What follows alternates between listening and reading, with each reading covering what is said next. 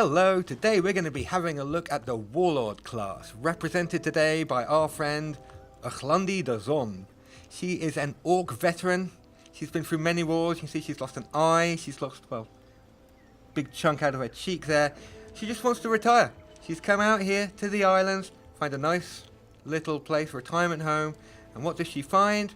She finds it's absolutely bloody freezing and it's full of filthy dwarves and stuff like that, messing up her views. Now, this is in the middle of the game. This is actually a genuine game. Been playing it myself for the last couple of days, testing things out. And as you can see, I've been doing some remodeling. I've cast a spell. It's called, well, let's see if we can find it. Tropical Empire. This isn't actually a Warlord spell. This is from my fire specialization that I've chosen. And what's happening is I'm slowly spreading tropical terrain out from all of my cities. Now, orcs as a race, look at this guy. Orcs generally, they don't mind tropical. In fact, in this particular city, they love it. Lots of races, however, don't like tropical terrain. So that means if somebody would say a dwarf who dislikes tropical was going to come along, they'd be at a disadvantage fighting in my land. So there is a reason to do this. I can also let me make use of another fire spell called Domain of the Sun, which I've already cast on a lot of my cities. What this does is it modifies the city to tell it the city and everyone next to it loves the tropical area. So I've cast it on this city. Look how happy they are! Fantastic. Now, just finished a piece of research. Let's have a look. Warlord is all about battle, all about fighting. And not only do they get lots of powerful fighting units, they also get a lot of abilities that improve the units that they've already got. So this affects every single archer, cavalryman, infantryman, pikeman, just about every single fighting unit that you've got, and gives them more martial arts. That's +5 against opportunity attacks and retaliation attacks. It's huge. A very big advantage in battle. So we're going to have to select new research for us now. See, we've got our spellbook, what we can choose now. Now, summon fire elemental, once again from our fire research. That gives us a nice sort of powerful, big, tough monster. Authority of the sword, that lets us grow the domain of one of our cities. And I think we will choose thoroughbred mount. What this is going to do is give +15 hit points to every single cavalryman we've got. And we have a lot of cavalry, so there we go. Go for our events quickly. Fit by Domain of the Sun. We've made a monster hunter somewhere. Festival of Magic. Now, all of our cities are very happy due to the aforementioned Domain of the Sun spell. That means occasionally they'll randomly generate events like this, which is giving us bonus mana. What are we going to do first? Now, as you can see, I've pretty much locked down this whole place, and I was just about to start sending my scouts out to explore the nearby area. I've got a nice little island. As you can see, it's still green, so haven't got anything over here. And this is one of our heroes, Irilis Faithhand. He's actually a theocrat, and he's leading a little army. And let's go in here. This is a tomb. Usually has magic items and stuff for us that we can use to make our heroes better, and maybe a bit of extra money and things. Have a look, see what's inside. So we're going to be fighting against some undead and a hellhound. Should be fun. Let's get to it. Okay, here we are, deep underground, about to fight the evil forces of the undead. Here comes our Archon casters. Archons are a race from the previous game where they were called the Hymen, a bunch of angelic creatures. They disappeared after a mysterious event, and now only the undead remnants remain. We also have some hellhounds and a carrion bird here. Now, we're in a tomb. There's a special effect, Mass Curse. All of our units are from -2 resistance and -2 defense, which is actually fairly bad news for us. Orcs, although they're tough and strong, naturally have a lower resistance than other races, which means we take extra damage from non-physical sources, such as the ice bolts that you saw the casters fire. Now, what have we got in our army? We have got here monster hunters. Now, monster hunters are a kind of irregular, so highly mobile, ranged, close combat sort of everything unit. Main thing that they can do is they have Monster Slayer, which is +3 damage against all monsters. Makes them very good for clearing out treasure sites like this. So they're going to do extra damage against these carrion birds over here, but also extra damage against this hellhound who's kind of hiding over in the corner over there. Also have these. It's the Warbreed, one of my favorite Warlord units. It's a big, beefy, tier 3 monstrosity. Half orc, half ogre. The consequence of some kind of horrible, ill-fated eugenics program. Big spiky club. Love it. And here we have a horse archer, the kind of sort of based on the famous Mongolian warriors who swept across the steppes. Nice fairy hat, not particularly appropriate for the tropical areas that we've made, but you know, it's a fashion statement. And finally, these guys, berserkers, half naked, big axe, only need armor on their shoulders. Let's go, guys. Basically, they sit somewhere between infantry and cavalry. They're very fast, hit very hard, they charge, and they're one of the starting warlord units. Very nice to have. You'll also notice that this guy and all of our other units have +1 spirit damage. I've chosen an ability for Irilis here, our theocrat, called Sacred Arms. And what that means is every single unit in the army gets +1 spirit strength, which is extremely useful when fighting the undead. Now, let's get to it. So I think biggest threat is probably this carrion bird, since he does blight damage. So send in the Warbreed first to try and absorb some hits. They're guarding, so there's no point in trying to flank them. Guarding units can't be flanked. Bang. As you can see, he hits hard, and he can take a few hits as well. So the monster hunter should be able to come in and finish this guy off. Looks like it. Take him down. Chop. Whoa.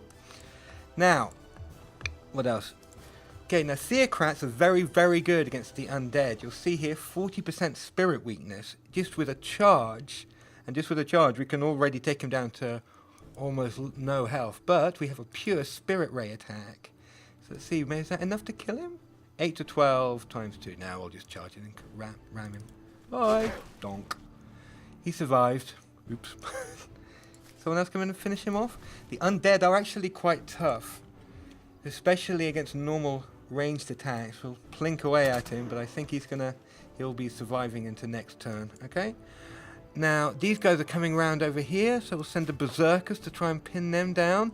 You can see martial arts here is reducing the amount of damage that we take from his physical retaliation, but it does not help us against the fire attacks. And orcs having low resistance are weak against fire attacks, so they do damage, but they get hit hard back. Who else have we got? Send in the mounted archers as well. Yeah, not much we can do with them. So send them over here to help with the hellhounds. That's it. See if maybe probably too late now, isn't it? Oh, we don't even have any casting points because I spent it all on the wild map, so can't cast any spells either. Okay, let's see what we can do. See what the independents have to say. Okay, healer guy's just healed himself. And ouch. Looks like I rather foolishly left my hero exposed there, so the archers are taking advantage of that. And what happened over there? Yep, looks like our berserkers managed to finish off the hellhounds. And now, what are we going to do? Let's flank these archers and try and get rid of them. They're a pain. Can we kill them? Yep, couple of nice flanking attacks, and they go straight down. And finally, this guy. Now, our hero here is actually in a bit of trouble. He's only got 11 hit points left, so cut 2 hits and he'll go down. So once again, maybe bring in backup from the Warbreed. Takes a lot more than some wimpy dead mage to stop that guy. Donk. And that's the end of them, and the tomb is ours. Okay, so let's see what prizes we've won in there. Looks like some money and a unicorn. Now, this is a mount item, which Irilis here can ride. Currently, he has a Hellhound, which gives him blight protection, fire protection, and an ability with extra damage against pikemen and shielded units. The unicorn, on the other hand, gives him Phase. Phase is a once a battle ability that lets him teleport to another location. Very handy for getting into trouble or for getting out of trouble. Nice tactical thing, so let's use that instead. Now, not only can you find items in treasure sites, we can actually make our own. And in, I believe it's this city over here, I actually have an item forge set up. So I can show you how we can make an item. So Irilis, our little champion over there, has been doing so well, we've decided we want to give him a sword. Oh. What kind of sword? Well, any kind of sword, really. Swords can carry any of the offensive enchantments, so we can give him extra damage on a different damage channel. We can make him better at slaying animals, draconians, orcs, anything we like, really. Better at fighting against evil, better at fighting against good. better at, well, yeah, better at fighting in general. That's what we want. We can even give him the ability to knock down walls. So he's a bit of a theocrat. He's a holy champion. So what should we give him? I know. Oglandi will give him a holy club. Big, stompy, holy club to help him on his way. Because he's theocrat into spirit damage. So give him a nice bit of spirit damage there. And the ability to strike down dwarves. Hates dwarves. And we'll call the weapon Dwarf Smasher. Lovely. Now, it's going to cost a bit of money. It's going to take a while to melt, so we'll just forge that. But in the best traditions of television, I can show you some stuff I've already made over on Urchlandi over here. She's got Dab Urna, a big flaming axe, gives her +4 fire damage whenever she strikes. And hot stuff, a fire aura shield. So anytime anyone tries to hit her, there's a chance that the person hitting her will catch fire. She's also got some stuff that we found from other treasure sites. Riding a unicorn, popular in fashion this summer. Now, where are we? Up here in the frozen north, where Urchlandi's exploring, we've come across a dwarven stronghold here. They're grey independents. Now, normally we could negotiate with these people. We could pay them to open their borders. We could bribe them. Maybe even they would join our empire for just money, or they could give us a quest. But we're a warlord. We're about war and battle, so prepare to be destroyed, little dwarves. We're coming to get ya. We've got a very powerful army, Mr. Urchlandi. We have Orc Manticore Riders. They're the tier 4 warlord unit. Big, scary, huge amounts of damage. High defense, lots of hit points. Definitely something you want to have on your side. Also got Orc Shock Trooper. Now, this isn't actually a warlord unit. This is an orc unit, so any orc can build these. Once again, very strong. Inflicts bleeding wounds. It has tireless, so that means it doesn't spend action points when it retaliates. Its only weakness is its low resistance, so it's very vulnerable to attacks which don't hit it on the physical channel. We've also, for whatever reason, got a dwarf prospector. I think I won him as a prize from doing some kind of mission or something. Yeah, whatever. Time for you to kill your kinsman. No real reason to do manual combat here. None of these dwarves are particularly powerful, so we'll just auto-combat it. Splat. We win! If we really wanted to, we could click this button and we could watch a replay and see what the AI did for us here. But this is now our city. Edo Ambag. Now, we could absorb it if we wanted, keep it as a dwarf city, and then later on we could make dwarf units. Strategically, that might be a good idea. Dwarves are more expensive than units of other races, but they have +1 resistance and +1 defense, making them generally the best troops in the game, on statistical average. But, you know, we're here. We don't want any stinking little dwarves messing up our summer holiday, so migrate to orcs. Yep. Now, because of our spell, Tropical Empire, from next turn onwards, very slowly, summer loving is going to start spreading out from this city. And that's enough for now, because we've got no casting points, and it'd be nice to be able to use some magic in battle. So, okay, new turn. That was quick. That was extremely quick. Wow. Okay, well, as you can see, it's now very sunny over here. I believe that because I've been running the spell for such a long time that most of my cities are full of tropical. So all of the tropical generating output from all of my cities has been dumped into this place at once and brought instant desertification. So look, we're bringing the sunshine at high speed. Sorry, that was actually completely unexpected. I'd forgotten that the spell worked like that. Now, over up here in the northeast, we have another of our little exploratory missions. This is Imena the Night Owl. She's an arch-druid hero. She's got a very powerful army, a couple of Manticore Riders, an Orc Shock Trooper, and an Orc Black Knight, normal Orky cavalry. And this guy, the last of the warlord units we haven't seen anymore, a Phalanx, with a big spiky Mohican helmet. Now, Phalanx is a type of pikeman, which means they do extra damage against horsemen and flying units. They are basically designed for killing heroes and flying tier 4s. And we are going to capture this thing over here. They're scared. No mercy. We are engaging the independent forces in this, the heart of the tropics. The heart of the tropics is a special structure. Once it's in our domain, nobody in our empire will suffer morale penalties for being in tropical terrain. Not that we suffer that anyway, but we don't want this to fall into the hands of the enemy. So it's defended by some spiders. And this guy, I think that's a fell horse, and a fire elemental, which I believe if we wished we could research, and we could have one of those as well. Now, let's start off, see if we can do some magic. Lots of effective spells here. Imena, being an arch-druid, for example, could cast Hornet Swarm. It's a sort of version of Chain Lightning, which uses blight damage instead of lightning damage. However, as you can see, not really very effective against these guys. Most of these creatures have some kind of blight protection. So, not going to use that. So, going to cast a spell from outside. Fireball's always fun, but we want more of a Warlord spell. So let's try Berserk.